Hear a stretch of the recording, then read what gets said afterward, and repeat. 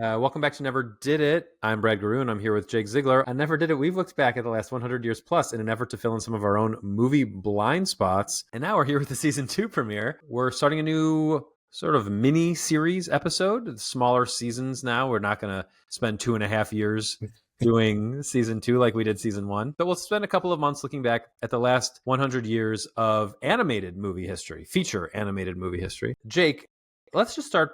What is your relationship with old animated movies? Is it mostly Disney? Where are we at? Yeah, it's pretty limited. That's why I was really excited to do this one kind of right away for season 2. And we were talking about this stuff is that, yeah, I mean, when we get to our like top 10 movie animated films of the 40s, it's literally the Disney movies plus the 2 that we picked for this episode today. So I have a very limited knowledge of older animated films. A lot of this is going to be new to me. A lot of the episodes in the first couple of decades were movies that like I couldn't pick one for you that I had seen and that you hadn't because, again, it was all Disney and you've seen all those. So a lot of these episodes will be stuff that hopefully neither of us has seen. And I think that should be fun to talk about. So for me, it's the same up until now. As far as old animation goes, it's been mostly Disney. And then I realized actually there were a few things here and there that I'd already seen. So feature animation did not start in the 1940s, even though we're starting in the 1940s. It started in the 1920s with Lotte Reiniger's The Adventures of Prince Ahmed, which I had seen. Just as a curiosity, I think it was playing on Canopy. It's a silent film using cutout animation, which is the same style of animation as South Park was when it started, and as When You Get to the Forest was, which is a movie I've talked about on this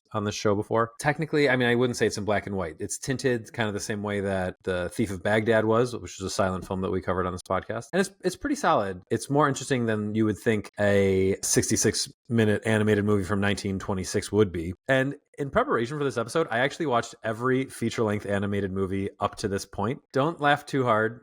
Jake's smiling and laughing, even though he's muted. It's not that many movies. In the 1920s, there are only 2 surviving feature-length animated films. There was The Adventures of Prince Ahmed and a French film by I believe a Polish-Russian director called The Magic Clock, which is pretty cool. Mixed stop motion and live action movie, but mostly stop motion. That came out in 1928. And then there were 8 more movies that came out between The Princess Iron Fan in 1945, which is the movie, or 1941, excuse me, which is the movie that I recommended for you, and Mr. Bug Goes to Town, which was the following feature-length animated movie to be released. And I think half of those are Disney movies. So you've got The Tale of Mr. Fox, which was also made by Vladislav Starowitz and his wife, Irene. They were the ones who did The Magic Clock. The New Gulliver, which is a Soviet propaganda film. It's taking the Gulliver's Travels story and turning it into a Soviet propaganda film, which is really weird. There was a movie called, a stop-motion animated movie called The Seven Ravens, which is very cool, by Herman and Ferdinand Diehl. That was a German movie, and this is that was made during Nazi Germany that I would like to talk about a little bit in a second. And then after that, Snow White came out, and then the Fleischer Brothers, who directed one of the movies we're going to talk about today, they released their first feature animated movie called Gulliver's Travels. And then Pinocchio, Fantasia, Dumbo, Disney really started running with feature-length animation. And then we get to the movies that we're going to talk about today. So I think you just finished these, right? Yes, that's right. I watched Princess Iron Fan yesterday, and then I finished off Mr. Bug Goes to Town this morning. So let's talk about Princess Iron Fan. Yeah. So I recommended this for you, and I was interested. I had never seen it before either, and I was interested in watching it because it is one of the few, although now I realize not as few as I have said in the past, black and white feature-length animated movies. Even the ones I just mentioned, I think half of them are black and white. Half of that list I just laid out is black and white, and the other half is in color. This is completely rotoscoped. You can really tell. It does sort of feel like there are real people that have just been sort of animated over at the time. And rotoscoping was an invention of the directors and producers of the next movie we're going to talk about, the Fleischer Brothers, there must have been some rotoscoping in Mr. Bug Goes to Town, also known as Bugville, also known as Hoppity Goes to Town. I like that title, Hoppity Goes to Town. That is the name he uses in the movie. You hear the word Hoppity 1,000,000 times. Yeah. But Princess Iron Fan is an adaptation of I think just one chapter of Journey to the West, which is this epic story that has been adapted in Chinese media dozens, if not hundreds of times. I've seen one, actually. I forgot that until I saw the intro to the movie. I was like, oh yeah, it was a film festival. I've talked about the Traverse City Film Festival a bunch, I know. But there was one I saw, there was a Journey to the West. I want to say it was like 2012 or 13. So whatever version that they released that year was one that I saw. And I remember not really understanding it, but I mean, visually, it's really neat. Is it the Stephen Chow version? Is there a giant fish monster in it? I believe so, yes. Yeah, so that's the Stephen Chow one of Kung Fu Hustle fame. Yes, that's probably why I saw it too. I've seen that. It's not great. Yeah, I remember enjoying it, but yeah, not like losing my mind over it. Yeah, I watched that during COVID and thought that fish looks cool, and the rest of this movie is kind of boring. I did not find Princess Iron Fan to be particularly boring, but I saw your Letterboxd review, and I agree, it is kind of baffling, partly because it is a chapter, and it is not the first chapter in Journey to the West. So you come into this movie, Journey to the West, parts of it, it's mostly about this monk, and the monk is not in the movie very much. The Monkey King and the pig-faced monk and a few other monks, they're his disciples, and they're all trying to get their big cohort to the west, as the title indicates, and they're stopped because the mountain they're trying to get past is on fire. But this is like kind of an en media res beginning, because you don't get introduced to any of the characters or dropped right in with them. It's very shortly after the movie begins, the Monkey King goes to fight the fire on the mountain, which is a very cool scene. Like the fire's roaring, the sound design is very interesting. And because it's rotoscoped, it just looks very, not like, you mentioned it messed with your sense of balance. Yeah, big time. Just because of like all the flickering and the flashing and just kind of the way it moved and everything. Yeah, like I had to, I think, I mean, it's a 75-minute movie. It's not very long. I think I had to watch it in like 3 sections. I had to take like breaks from it because it was making me dizzy. But I was like, I thought it looked cool. It's me, not the movie. Right, totally. And you're right. I had some interesting thoughts where it seemed like the drawings that were made for the movie, you know, each cell that was made for the movie, Mm-hmm. it seemed like they were bigger than what was being filmed. And it felt like sometimes the camera would pan across them as the animation of the cells was going on. And I started wondering if screens in China might have been a different aspect ratio than the screens on our televisions now.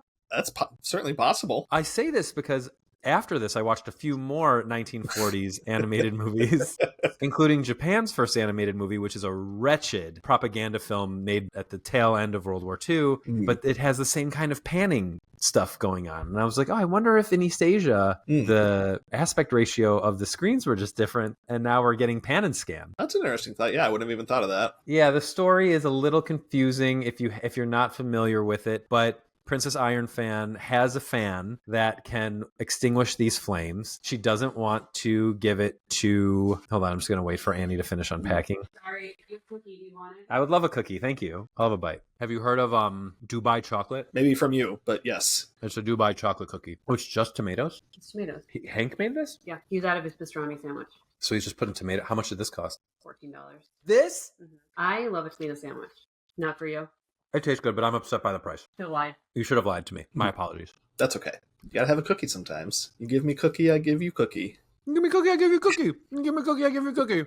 You give me cookie, I give you cookie. I can't eat a cookie without thinking about that. That show is so good. It is really good. When it was good, I thought it got really bad by the end, but like the peak of that show is just amazing. The final season is rough. Yeah.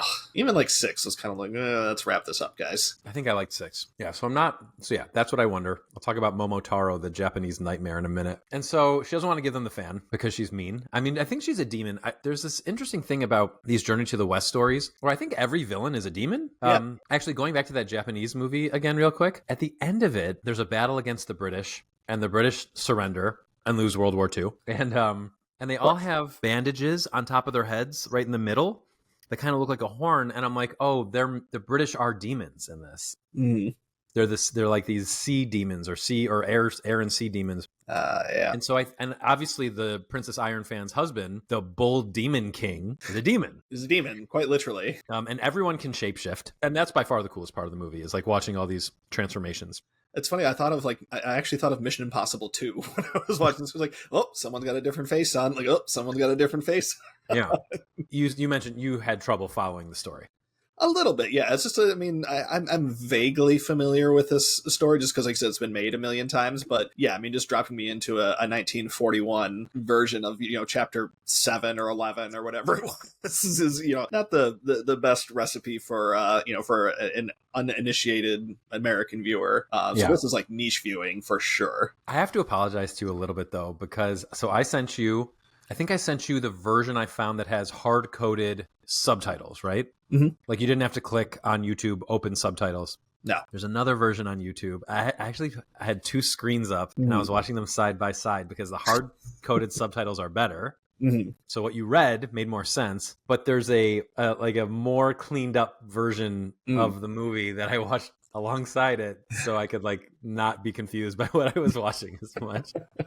But I found it after the fact. I should have sent it to you. I didn't realize that you hadn't watched it yet. Oh gosh, yeah, that's totally all right. Okay, and then the other movie we watched for this, you chose of all the movies we both hadn't seen, Mr. Bug Goes to Town, also known as Hoppity Goes to Town, also known as Bugville, which is what it's called on Tubi. Oh, is it?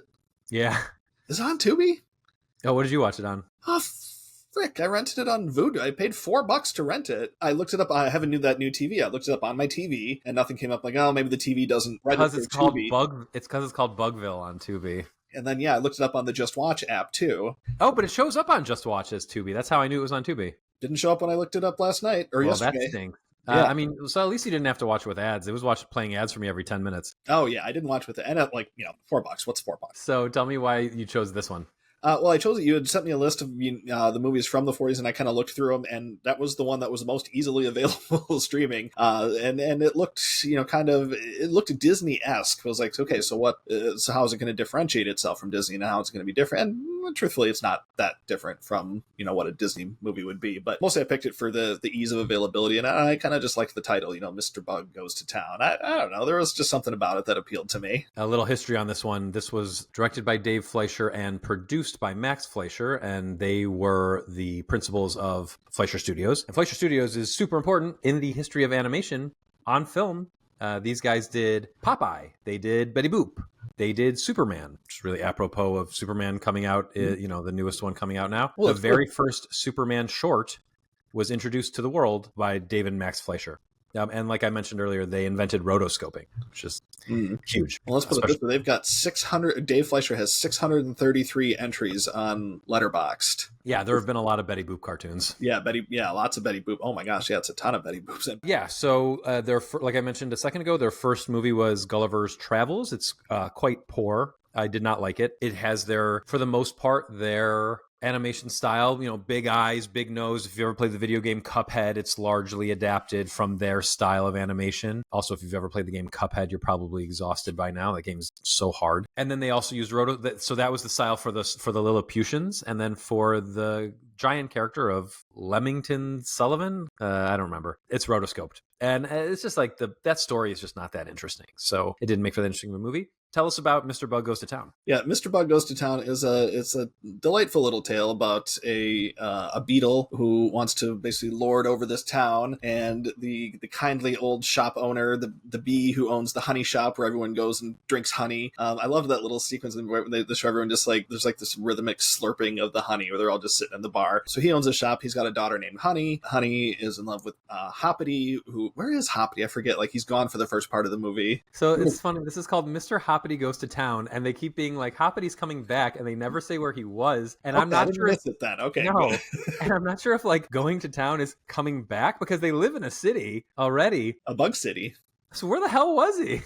Okay, good. I'm so glad I didn't miss that. I was like, did I sneeze or something and miss the explanation of that? Because I kept saying he's coming back. I'm like, is he at war? What's is there a bug war? But they don't talk about it. I don't know. You know what? I think we have to assume he was at war because this is a World War II era film. Yeah, 1941. That was the first thing I thought of. Was he must be at war. That's the only. And maybe they just didn't want to mention it because it's ostensibly a children's movie. Although it doesn't totally make sense because America had not yet gone to war. And in fact, this movie failed at the box office in part because it was released 2 days before Pearl Harbor. I noticed that when I looked at the release date. I'm like, ooh, that's terrible timing. Yeah. And they also botched the release and then released it again later under a different name. And then decades later under, like we said, it has 3 names. Yeah, it's so funny.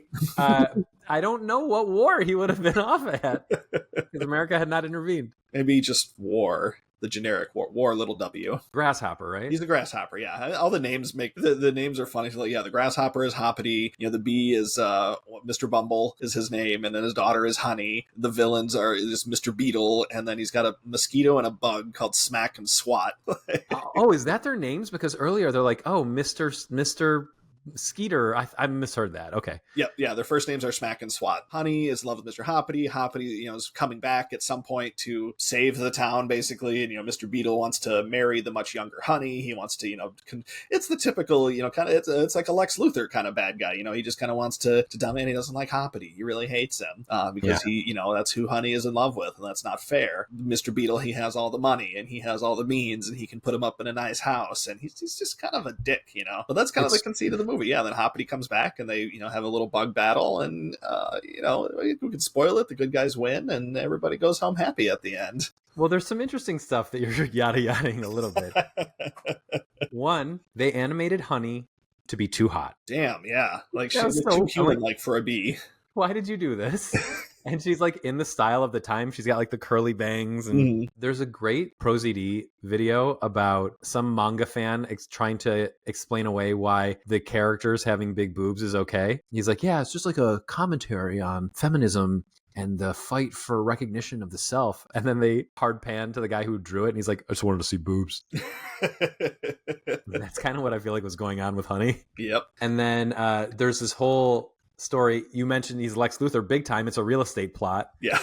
But Hoppity finds a garden and he misunderstands the humans saying that it was like they saved the bee from a picture of Mr. Buzz. And Hoppity interprets that to mean that all the insects can come and stay there. And the reason all the insects need to come and stay there is because there's a gate in the park they live in that's broken. So all these rough kids are coming in and trampling their homes all the time. Like when they're playing hockey with the can or whatever. Like that was exactly, that was a cool sequence too, actually. It's a little hard to the kids in there, too, I kind of thought of too, where like, everything was just obviously because the bugs are small, but kind of reminded me of that. They had worked on that scale in Gulliver's Travels. Why do I keep calling him Sullivan? Is it Gulliver? It's Gulliver, isn't Gulliver's Travels, yeah. Yeah, Gulliver's Travels. So they had already done the like huge guy and little creature scaling things. I'm sure they reused a lot of source material for this. Sure. And so when Mr. Bug when Hoppity tells everyone they can move up to that place, they immediately get flooded because she turns on the sprinklers. She doesn't know they're all there. And then he's like, no, it's actually going to be fine. But the guy who lives in that place this reminded me of 101 Dalmatians. The guy is a musician and he needs to get a check thing, as the bugs like to say, a check thing for $5,000 for a song that he wrote that he hopes will get him signed. And Mr. Beetle steals the check thing and traps Hoppity in the check thing in the cellophane of the envelope. So that the house gets foreclosed on and a skyscraper gets built there. But then, like you said, spoiler, the good guys win. Mr. Beetle is exposed as having stolen the check thing. Hoppity makes sure that the check thing gets back in the mail, and it eventually makes its way to the man. And then the man becomes filthy rich because the song is so popular. And they do move to the skyscraper and plant a garden there. This whole thing hinging on the mail is crazy.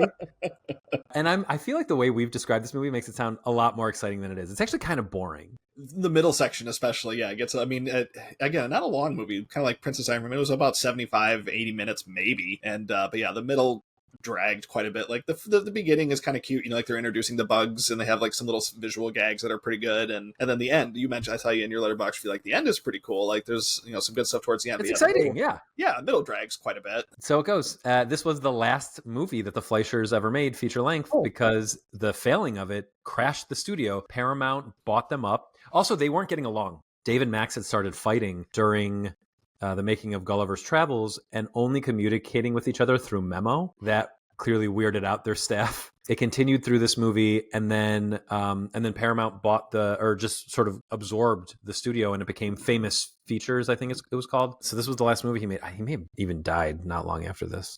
I think he died in the 80s.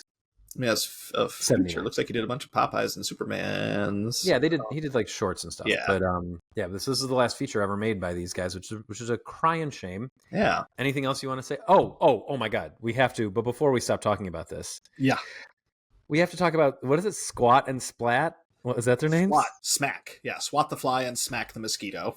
Yeah, so Swat the Fly gives Mr. Beetle some rice at one point and can't help himself but do a really, really offensive Japanese caricature a la the chopstick Siamese cat in the Aristocats. And then later on, all three of them get smacked together and they form a totem pole for some reason. Yeah. What did you think of these two weird smacks of racism in the middle of a movie. Not surprising. I mean, it's 1941. That stuff was, prevalent. I mean, you just mentioned the Aristocats sequence, and that was 30 years after this. Right.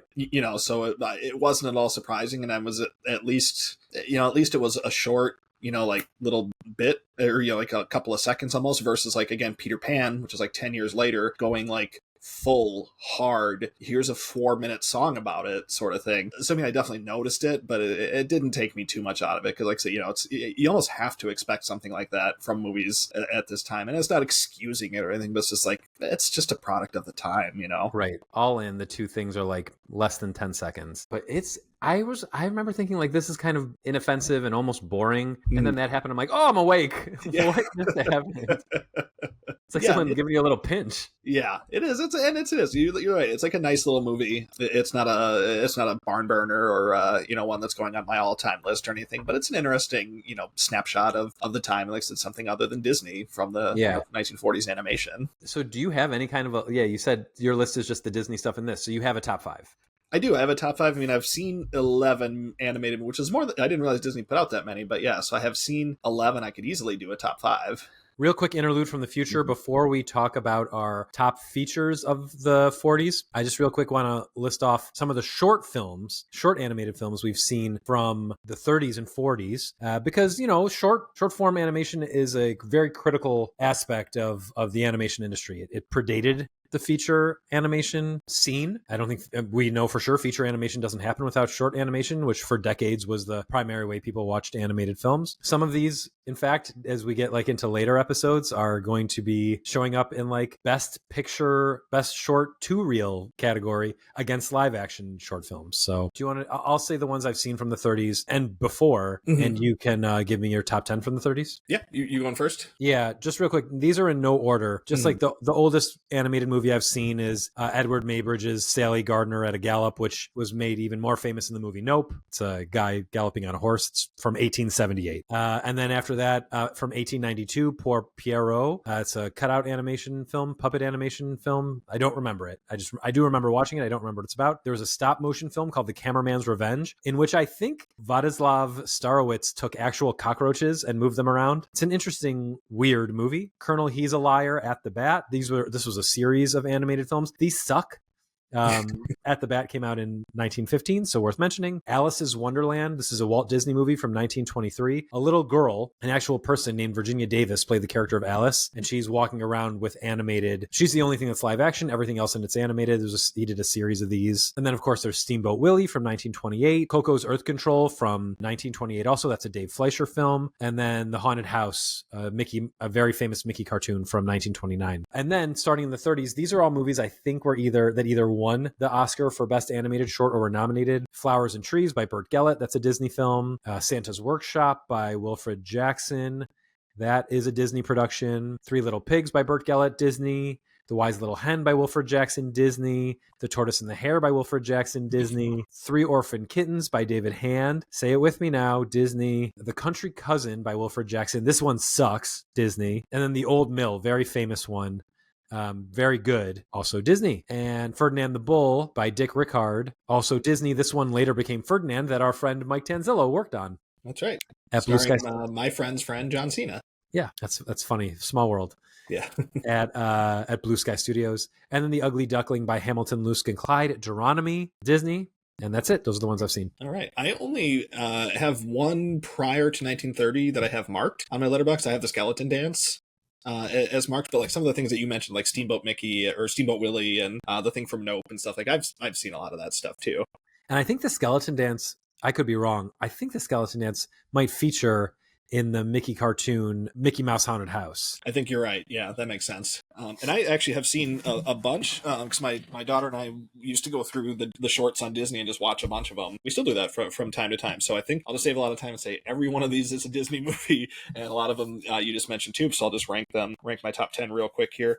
My number 10, Three Little Pigs. Number 9 is The Tortoise and the Hare. Number 8, The Pied Piper. Number 7, The Old Mill. Number 6 is Brave Little Tailor. It has like the big giant in it. I always love that one where he rolls up the hay and tries to, wants to roll it up and smoke it like a cigarette. You ever saw that? I don't know. You don't know that one. Three Blind Mouseketeers was that decade also. The Goddess of Spring is my number 4. Number 3 is The Flying Mouse. Number 2 is The Ugly Duckling. And number 1 is Lonesome Ghosts. It's always been one of my favorites. Cool. And now let's do this is a 1940s episode. We'll do the 1940s rankings. I have one honorable mention, and then I have a top 10. Nice. My honorable mention is, I think, the only thing on here that's not either Disney or Tom and Jerry, because those were the things that were getting nominated for Oscars back then. Mm-hmm. But it's Tarantella, which is sort of an experimental music film by Mary Ellen Butte and Ted Nemeth. Very cool. Some of these feature in Disney features, but they are short films, like Willie the Operatic Whale. That's my number 10. The Little Orphan is a Tom and Jerry cartoon. That's my number 9. Number 8, Quiet Please, also Tom and Jerry. Number 7, The Note Seller by Paul Grimault. You can watch these on Canopy. Paul Grimault's a famous French animator, if you're into older French animation. This is pretty cool. He does really interesting things with depth perception, so really worth checking out the Paul Grimault shorts on Canopy. Get a library card. Number 6 is Bumble Boogie by Jack Kinney. Jack Kinney, who this was done for Disney. I think it's part of Make Mine Music, which would make sense because it is a short about a bumblebee running away from music notes. Mickey and the Beanstalk, number 5. This is a weird one. Der Fuhrer's Face, which is Donald Duck versus Hitler. That's number 4. Number 3 is The Milky Way, which is not a Disney movie. This is by Rudolph Ising, and it's really wonderful. It was an MGM movie that won the Oscar. Number 2 is Cat Concerto, which is my favorite Tom and Jerry cartoon. And number 1 is the Disney film So Much for So Little, which was, I think, like a PSA. It was, yeah. And I didn't include it on my list because I generally rank like documentary style things separately. But I mean, it's good. I have it ranked highly as well. I mean, it's good. Great. Let's hear yours. All right. So if I'm just doing my top 10 here, some overlap. The Milky Way, which, like I said, not a Disney movie, but still is quite delightful, is my number 10. Disney's Chicken Little is number 9. It's better than the animated feature they made later on. Mouse Trouble, a Tom and Jerry, is my number 8. Tom and Jerry Little Orphan is my number 7. The Goofy film Night for a Day is my number 6. Canine Caddy with Mickey and Pluto doing golf things is my number 5. Number 4 is the Tom and Jerry Quiet Please, which I laugh out loud at every time I watch. But my number 3 is Tom and Jerry I like a little bit better, and that's the Cat Concerto. My number 2, Disney's Wind in the Willows. And my number 1 just makes me laugh so hard every time, Donald Duck and the Gorilla. I'm a big Donald Duck guy. Cool. And now here are our feature rankings. Right. I can't really do a top 10 either. I can do a top... That's a bummer. I can do a top 9. No, I'm going to do a top 10 and just throw one of my 2.5s in there. That's so annoying because I had 6 more movies from the 40s to go, and I bet one of them would have made it. I could do a top 10 if I put my 2.5s in there too. Let's do top 10. Okay, so at number 10, Princess Ironfan does not make it. She's an honorable mention, along with Saludos Amigos, Melody Time, Make Mine Music, and The Three Caballeros, which were all compilation films that Disney made. You'll talk about them a bit more for your list, but during World War II, when they couldn't afford to make feature films, like full-length feature films. And one dishonorable mention being Momotaro Sacred Sailors, which is a garbage movie that no one should watch unless you're really into the history of animation, because it is the first quote-unquote anime movie ever. Man, it stinks, it's boring, and it's vile. Yeah. So my number 10 is The Hunchbacked Horse, which is another Soviet movie, came out in 1947 by Ivan Ivanov Vano, big force in Soviet animation, about a kid and his humpback horse trying to overcome some corruption, basically. I watched it like a year ago and kind of don't remember that much of it, but it's all right. It's interesting. The animation's really crude. My number 9 is The Adventures of Ichabod and Mr. Toad, which we've talked about on a full-on episode of Never Did It. We covered it, had a whole episode about it. My number 8 is Fun and Fancy Free, which featured Mickey and the Beanstalk and Bongo, which was the sort of spin-off sequel to Dumbo. And this was directed by Hamilton Lusk, Jack Kinney, Bill Roberts, and William Morgan, 2 big segments in this compilation movie. My number 7 is kind of interesting. It's called Garbancito de la Mancha.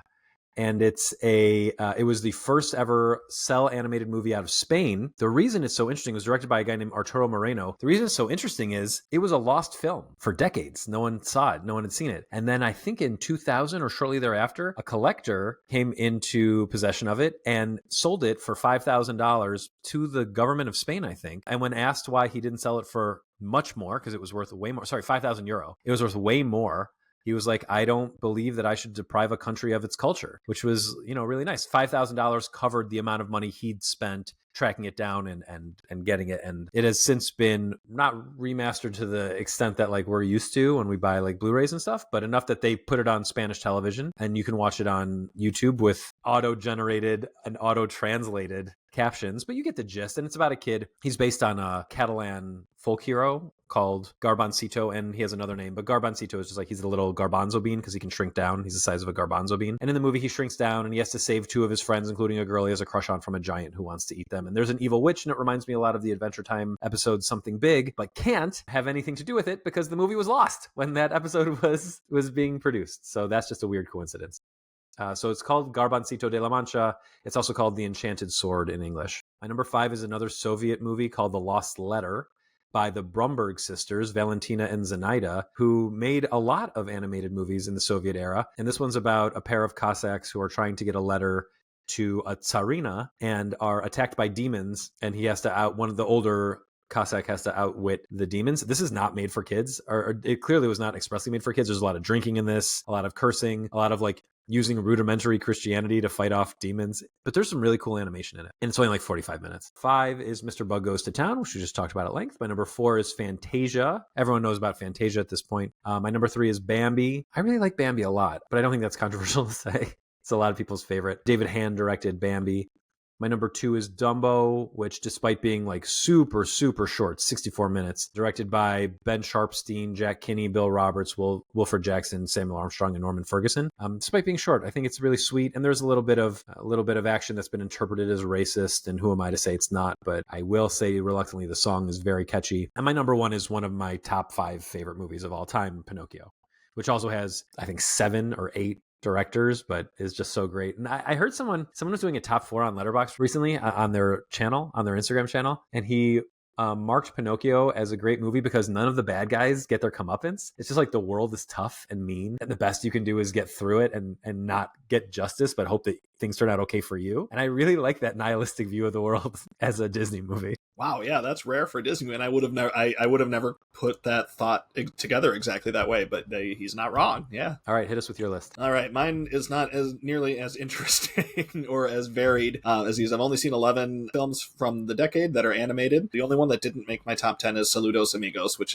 I just find kind of all the Disney compilation films, I find it to be the most unwatchable. It has the most live action in it, I think. I think you're right. Yeah. And it's such a travel log type of that. Like, I don't understand why they include it in their list, like their official list of the Disney canon or whatever. I think just because it was made in that building, like using that equipment. That's right. We did talk about that. Yeah, that's right. You get why it happened. They needed money. I think the government of Brazil gave them money to make it. Because that's the one with Joe Caroca, right? Yeah. Yeah, so I'm pretty sure the government of Brazil gave them money to make it. And like there's no reason why that should be one, but the Goofy movie shouldn't, except that it's literally just like a different team. That's right. We did talk about that when we did something. I don't know, one of our episodes from season 1. That's right. I remember now. But we're going to keep going on that thing because my number 10 is Melody Time, which again is just not as good as some of the other compilation ones that Disney did. Number 9 for me is Princess Iron Fan, which again, I can't watch again just for my own health, but I did think is a really neat historical curiosity, and I am really glad that I watched it. I've never heard someone say I will get ill if I might have to go to the hospital if I watch this again. There's certain parts of even action movies today, like in the Mission Impossible stuff, if they're doing anything that's like 360, I can't watch it. Like I get uncomfortable. There's a scene, it doesn't happen very fast, but you're seeing Eddington later today, I know. There's a scene near the end where the camera moves side to side very deliberately, but a lot. And I wonder if that will bother you. It's not fast though. Yeah. The speed is usually what makes it, but I guess we'll see. Princess Iron Fan. Cool, interesting movie, but yeah. Not one and done. Now we're into my 3 stars. Number 8, I have The Three Caballeros. It's a fine little movie there. My number 7, I have Mr. Bug Goes to Town, which we talked about at great length. And number 6, I have Fun and Fancy Free. Those two, Bongo and Mickey and the Beanstalk are two of the more memorable ones. Into my top 5 now, we've got number 5, Adventures of Ichabod and Mr. Toad, which I had recommended for you back in season 1. I quite enjoy. Number 4, I have Bambi, which, yeah, not controversial to say you like that one at all. The sequel, the straight-to-video sequel, is pretty meh. Shocking, I know, but that first one is great. And then the top three, I think, are all kind of classic Disneys and remain so even today. Number 3, I have Dumbo. Number 2, I have Fantasia, and number 1, Pinocchio, which, yeah, is an all-timer. All right, cool. We'll be back next week with a look at 2 films and then all the animated films to the extent that we see them of the 1950s animated features. And each week after that, a new decade, and with some special guests, some you've seen before on this show and some you haven't. So we're really excited about that. Thank you for spending time with us on this animated edition of Never Did It.